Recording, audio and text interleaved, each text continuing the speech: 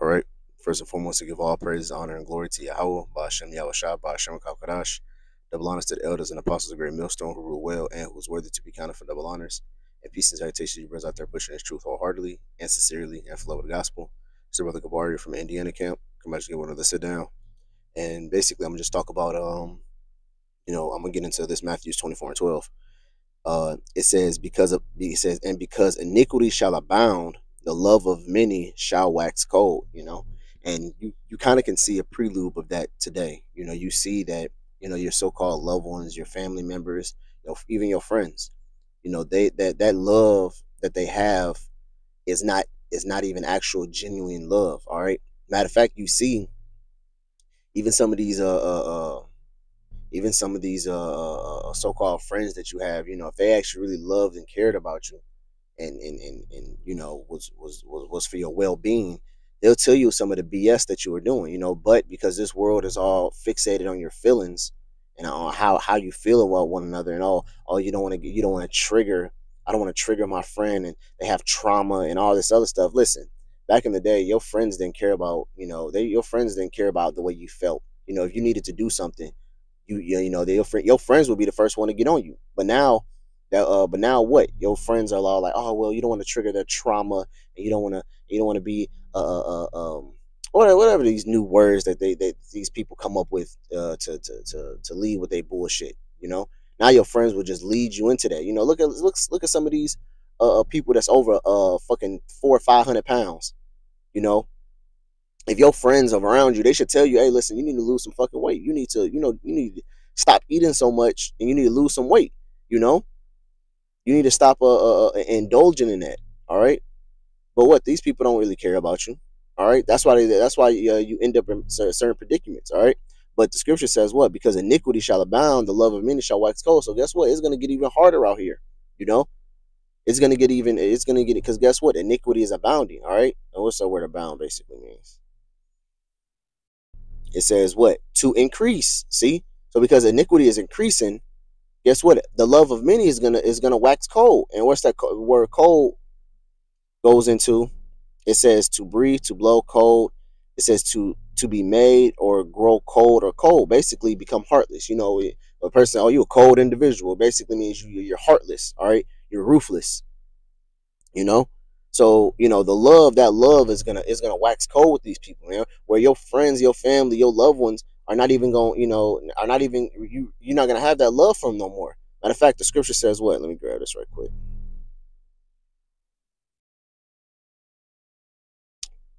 This is Second Ezra chapter 6 in verse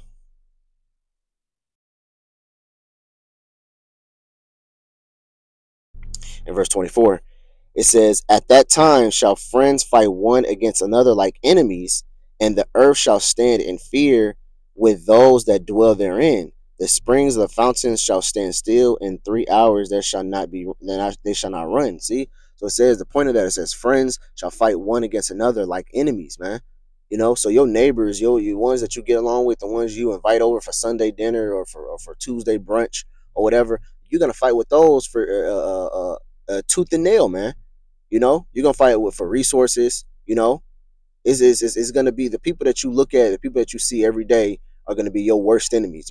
Because guess what? Those people knows what things that you got. Because you tell your friends everything. Oh yeah, man, I just got this, I just got that. Hey, when things start getting bad out here, and you tell your neighbor like, yeah, well, I got about a good two-year supply of food in my cellar. Just in case things get so bad, me and my family are protected. Then guess what? Hey, your friend, he gonna remember that. He gonna remember, he gonna remember when it's time for, and he don't do that, he gonna be like, well, damn, wait a minute. Oh, no. Jason up the street said that he had 2 years worth of food. Well, shit, let me go ahead and let me go ahead and pay him a visit. And guess what? If you're not willing to give it up, willingly, he gonna be like, hey, man, we need some food, for a couple weeks, man. You help us out. And if you say, nah, man, I can't worry about you, man. I gotta worry about my family. Then he gonna be like, well, shit, I gotta worry about my family too. So it's gonna. What you think is gonna happen after that? It's gonna be a fight. It's gonna be it's gonna be some violence happening. You know. after these stores, after these grocery stores run out of food, after certain places that you get your food from, after everything gets dried up, then guess what? It's gonna be, matter of fact, let me grab that.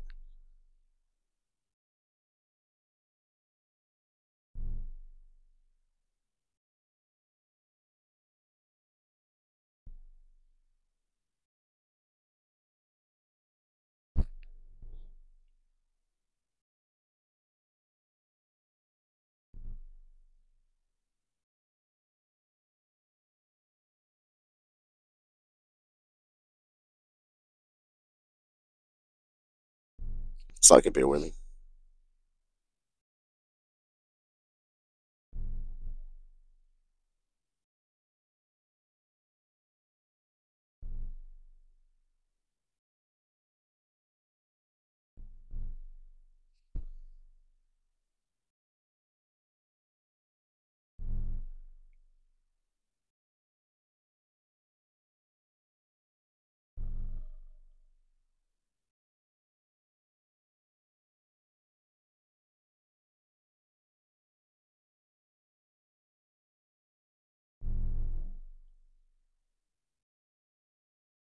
This is Second Ezra chapter 15 verse 17. It says, "A man shall desire to go into a city and shall not be able." It says, "For because of their pride the city shall be troubled, the houses shall be destroyed, and men shall be afraid." You know, it says verse 19. It says, "A man shall have no pity upon his neighbor, but shall destroy their houses with the sword and spoil their goods because of lack of bread and for great tribulation." See, and this is what a man gonna do to his neighbor. All right, and a neighbor is symbolic of a friend, you know, because you know y'all stay in the same neighborhood, y'all see each other, bring in groceries. You know, if one's throwing a party, he's gonna probably invite his neighbor over. You know, so your neighbor is significant to your friend. You know, so it says what he's gonna a man's gonna have no pity upon his neighbor. You know, it's gonna be complete chaos. You know, he's gonna go, you know, and take care of business. You know, if his family needs something and he know his neighbor, you know, his neighbor got it, then guess what? You don't think that man gonna go and get it? You know, his kids saying, "Daddy, I'm hungry." His wife saying, "George, you got to do something. George, we got to feed our kids." You know, and you be like, "Oh, what you want me to do? Okay." He said, "Didn't Jason said he had some food? Go ask him." And then what if he tell me no? And his wife probably gonna give him that look like, you know what you got to do, you know, and you know, shit. One thing gonna lead to another, and then boom, you know. And then once people start understanding that's what's going to take to survive. Hey, the scripture says what the courses of power shall the courses shall stand in the power thereof, man. You know. So basically, if I'm stronger than you, I'm better than you, which means whatever you have, I'ma have. You know. It ain't gonna be no such thing as, well, I'm an officer, I'm a judge, I'm the president, I'm the vice president, hey, listen, all that gonna be thrown out the window, man. You ain't gonna have no title in that day, man. It's gonna be no holds barred. All right. Well, whatever position that you have at your job or status in the world, guess what? You're gonna be just like everybody else. You know. It says, "Behold, saith Yahweh, I will call together all the kings of the earth to reverence me, which are." Yeah, let's go into something else. Uh, there's also something else I wanted to get.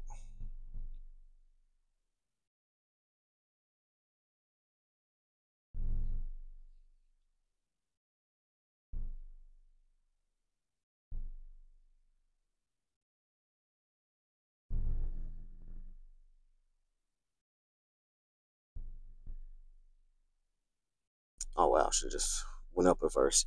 This is same chapter, second Ezra 15 and 16 though. For there shall be sedition amongst men and invading one another, which sedition is basically, you know, breaking into one's house, you know, or invading. You know, basically sedition, invading goes hands to hand amongst one another. It says, "They shall not regard their kings nor princes, and the courses of their actions shall stand in their power." See, the courses of their actions. All right, their actions is going to stand by how much power that person has. All right. So guess what? If a kid has a turkey club sandwich, then guess what? And I want that turkey club sandwich. Then guess what? a person is going to be able to just to bash that kid over the head and take his club sandwich, you know? Or let's say you see a homeless guy with a tent, you know, and he's paralyzed, he can't move his legs, he in a wheelchair or whatever. And you go, you know, a person will go take him and roll him into a lake and take that tent, you know? So basically, you know, people are gonna do the things that they're willing to do. Hey, that's what makes Joker's what's it called? His speech that he said in Dark Knight. That's what makes it so profound, you know, because guess what? It's actually gonna come true. Because he said what these civilized people, you know, when he was talking to Batman, he said he said these civilized people, he said they'll eat one another. He said they're only as good as the society allows them to be. You know, what basically means human nature, the actual essence of a person, is to really take. You know, uh, uh, uh, uh, um, he says they're only good as society lets them to be. So basically, if society was all chaos and everybody could actually act how they want to without society judging them, without actually them being blasted through the media or whatever, people would actually act how they truly want to act. You know, like back in the day in the ancient world, people, you know, people were more genuine. Like if you had a friend, he was more genuine to be your friend. You know, because you know people actually had they didn't worry about status. You know, they weren't worried about being blasted by the media. If you was actually a true friend, if you were actually a true kind person, that you'll be like that no matter what. You know, these people they're only good because they don't want to be bashed at. I mean, shit. Look at celebrities when they speak their opinion, when they speak their mind. You know, guess what? They get bashed by the media. People want to stop fucking with them. They stop getting deals. Look at what happened to what's his name? Fucking Nick Cannon, when he said something about the Jews, man. Everybody started turning against him. We had to go and apologize. You know, you can't even really speak your mind, but this is supposed to be the land of the free, the freedom of speech and stuff like that. But you can't even speak what's your mind. You just saying words, and people get butthurt about it. And guess what? Not now you're the negative guy. Now you're the talk of the town. You know, and nobody wants to be the talk of the town. Usually, if you're the talk of the town, you're basically you're in a bad sense. You know, talks of the towns, you know, are usually in a bad sense. Basically, people there's a rumor spreading around about you. You know, um, oh yeah, let me also get this.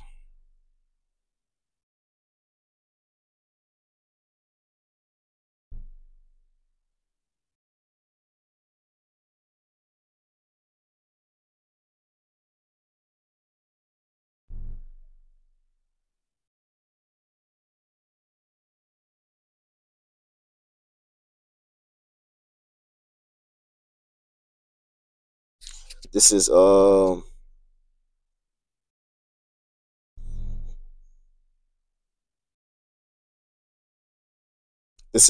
Matthew chapter 10 and verse 20. It says, For it is not ye that speak, but the spirit of your Father which speak in you. And the brother shall deliver up the brother to death, and the father the child, and the children shall raise up against their parents, and cause them to be put to death. And he shall be hated of all men for my name's sake. Says, but he that endureth to the end, the same. It's like it. He that endureth to the end shall be saved. It's not what I wanted, but that was good. That was on what I, you know. But that's not what I wanted. Here it is right here. This is Matthew chapter 10 in verse 34. It says, "Think not that I come to send peace on earth. I came not to send peace, but a sword. For I am come to set a man at variance." Let's look up the word variance right quick. It says what? To cut, to make part, to sever asunder, you know, to basically break up that bond, you know. It says, I come to set a man at variance, to sever against his father, and the daughter against her mother, and the daughter-in-law against her mother-in-law. And a man's foes shall be they of his own household. See, so it's gonna even trickle down into the house, you know. It's gonna go past family, you know, where people say, "Oh, I gotta make sure my kids are protected. I gotta make sure my wife is secure." But guess what? They even gonna turn on you. Matter of fact, a good movie to watch is The Purge, man. where it shows you even family members that live in the same household was at each other's throats. I remember, I think it was the second purge, where the sister killed the other sister because the sister wanted the sister's boyfriend or something, you know. But basically, the sister was like, you know, hey, I wanted him, but you end up getting him, and she killed her sister for him, you know. But what it shows you her true intention, you know, and it's crazy because guess what? Throughout the whole entire movie, you think her and her sister was the best of friends. You thought they was, you know, cool, but as soon as the purge hit, she shot her sister, and she was justified for it because guess what? She had the power to do it, you know. That goes back into what Joker says. What these people are not acting the way they truly want to act because they don't have the power to do it. Like they really want to kill somebody. If they really want to be a homicidal maniac, they can't really be that. They have to hide it, you know. So they have to put on this fake face, you know, and smiling in people's faces that they really truly can't stand, you know. But when society breaks loose and these people can actually be who they truly can be, they're actually gonna show it, you know. You're gonna see people's true colors, and you're gonna notice that your friends, your family didn't really like you, you know. They just tolerated you. Like Elder Dimash always say, your friends and family only loves you as much as they can use and abuse you, you know. If they can't use and abuse you, then guess what? You the op. You the enemy now. Oh, you don't like the family. Oh, it's not about the family no more. Because you can't get used and abused no more. You know, because they can't walk over you. You know?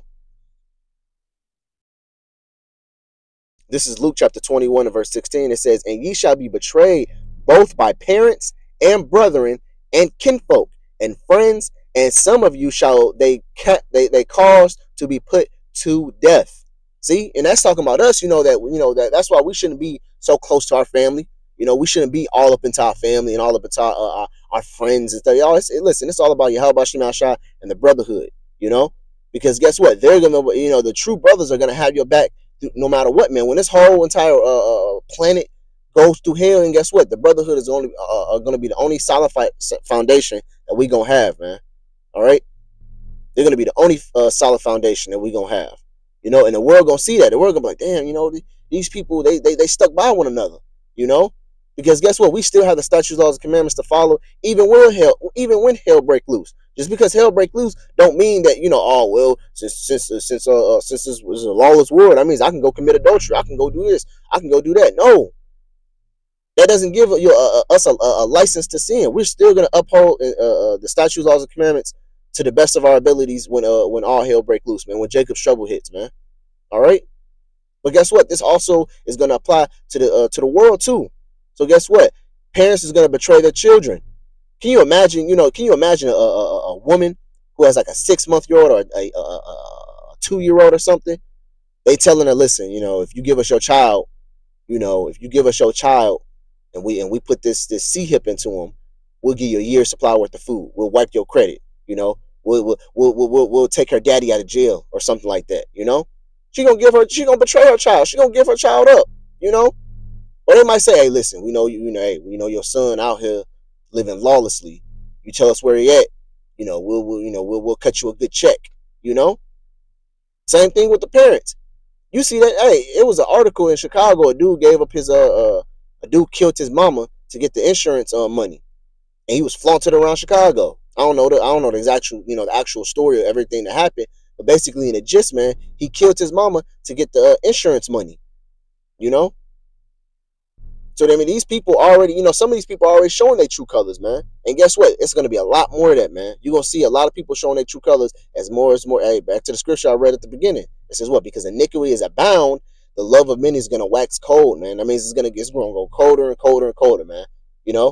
There's only a few family members I even talk to that I even see on a day basis, man. And it's not a lot. And it's crazy because when I was early into the truth, when I was new into the truth, I always was thinking like, damn, I don't really see my family like that. I don't, it's been a minute since I've been to a family reunion or I seen that because, but really, to be honest, these people are not your family. Yeah, they're your family, your cousins, your mother, your dad or whatever. But really, to be honest, man, they're really the enemy, man. You have to look at each one of your family members. If they're not in this truth, they're your enemy. Blessed be the Lord that my father and my brother are in the truth, man. But other than them, man, everybody else is not part of my family. My cousins, my sister, my mom, they not part of the family, man. The only people that's truly part of my family is Is the brothers that I see and the brothers that are scattered abound, and my father and my actual brother, you know, because what they do the will of Yahweh Bashem Yahushua, so they are truly my family, man. All right, I'll get all my cousins, my mom, and my aunties and uncles. I'll get them back in the kingdom, you know. But that's all I had, man. Lord willing, hope this video was edifying, man. Hey, listen, this things are gonna start getting real heated up, you know. Especially, you know, we got, you know, Big D back in office. We got Big D to the T. We got him back in office, man. So things gonna start getting real heated up, man. Things gonna start getting hard. All right. But with that, Lord willing, I hope this video was edifying. Until next time, Shalom.